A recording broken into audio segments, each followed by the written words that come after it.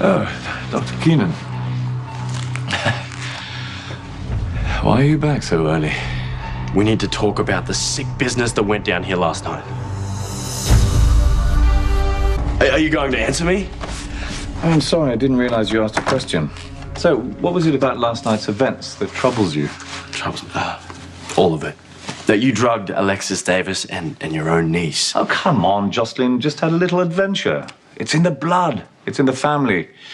Both my parents were quite the risk takers. I mean, Lady Jane still is. She's trekking through the jungle looking for orchids. Jax, I mean, he's never met a mountain he didn't want to climb, or a wave he didn't want to surf. Jocelyn was just honoring a family tradition.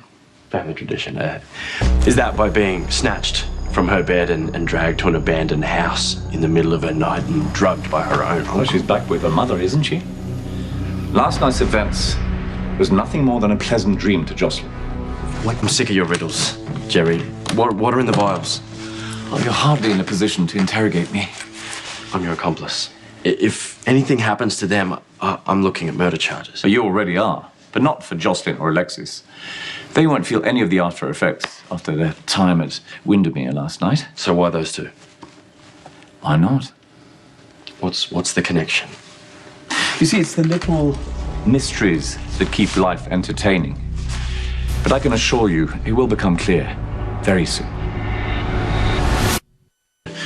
First, do no harm. But you've already broken that oath, haven't you? Look, you need something a little more calming, so why don't I make you a nice cup of tea, all right? Good. Isn't there something easier to drug me with? I'm not going to drug you. I need you to be in full possession of your faculties if you're going to be of any use. Also, it would be very helpful if you weren't always on the verge of a panic attack. So sit down, close your eyes, modulate your breathing, and I'll make you a cuppa. All right, mate?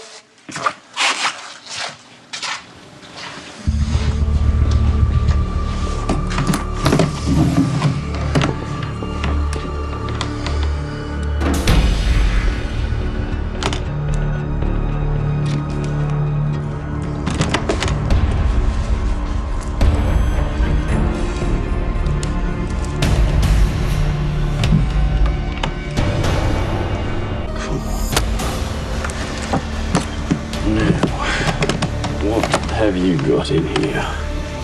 Can I help you with that?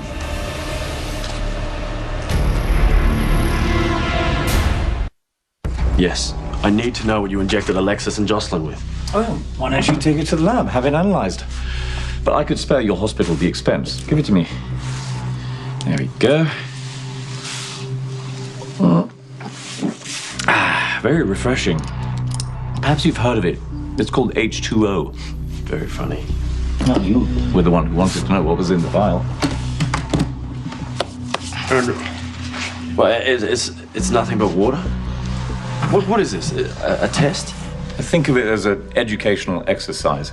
See, I knew you'd be blundering about looking for answers, so this is a safe and sane way to let you know that I'm always one step ahead of you. And I'm just supposed to blindly follow your orders? It would make things simpler. Time is of the essence, and I can't have you slowing me down.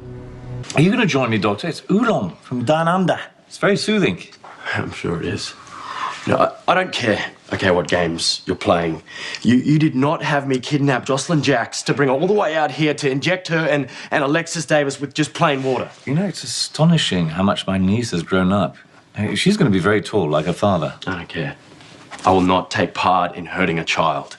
Look, you took an oath, right? I give you my word that no harm will befall Jocelyn or Alexis. Satisfied? No. Well, I can understand. Most people in this town think that my word isn't worth much. You there? Great. Time's up.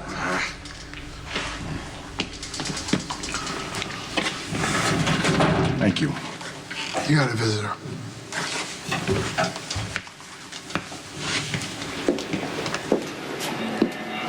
It's about time you got here. Joseph Mitchell Scully Jr.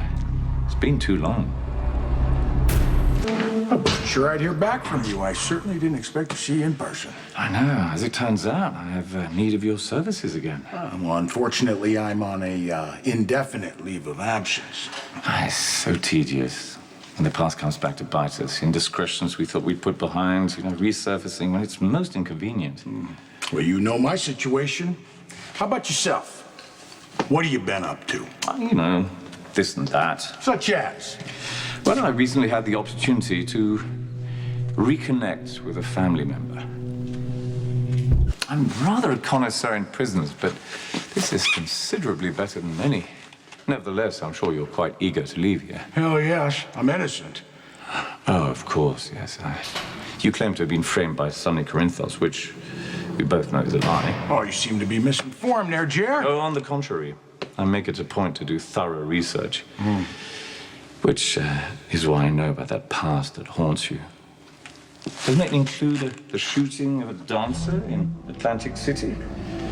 Unfortunately, she had a brother who was an FBI agent. What's his name again? John McBain? Yes.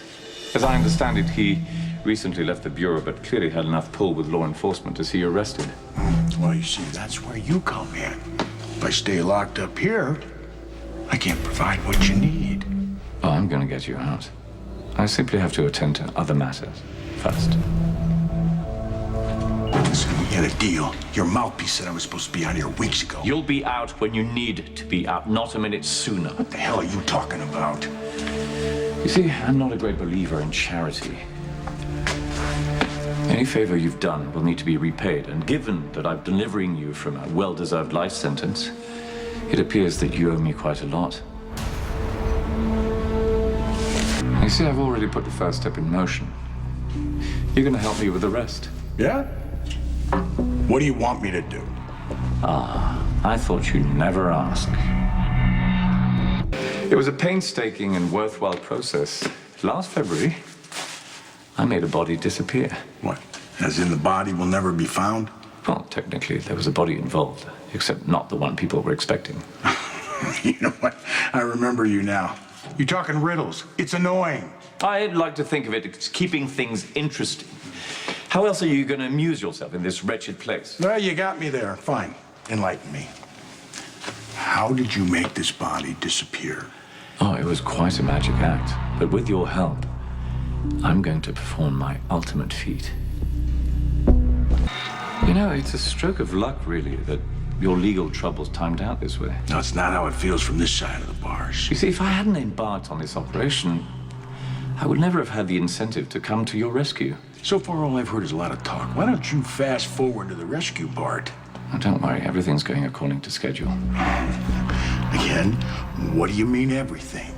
You want a job for someone? Oh, no. This time, I'm self-employed. If I'm going to be of any use to you, I need to know what you expect. And what do your clients expect, Joe? I need competent personnel, not overburdened by morals and scruples. Like you wanted on the Metro Court. Well, combat training is preferred, but not a must. Also, I need to cut the number of people in half. It's not going to be easy finding people willing to work for you. I mean, most of the guys I put on the Metro Court job wound up dead. Really? Well, if you can't help me, then I can't help you either. Goodbye. Okay. Take it easy, cowboy. I'll set it up. I knew you'd come through. Your support, it's like a shot in the arm. Good news. The arrangements have been made. You'll be a free man in no time. Outstanding. Hey, while we're waiting, why don't you give me some details of the job? I'll fill you in when we get to our next destination. Again, what next destination? Where are we going? We'll be taking a little trip to an island accessible by boat. Does this island have a name, or am I supposed to follow you blindly on faith? Well, a little degree of trust would be helpful. So would a certain amount of information. All right. It's called Spoon Island. It's an island off the coast of Port Charles. That's where your good friend Sonny lives. You're going to take me to Port Charles? Yes. We'll be using an old house known as Windermere.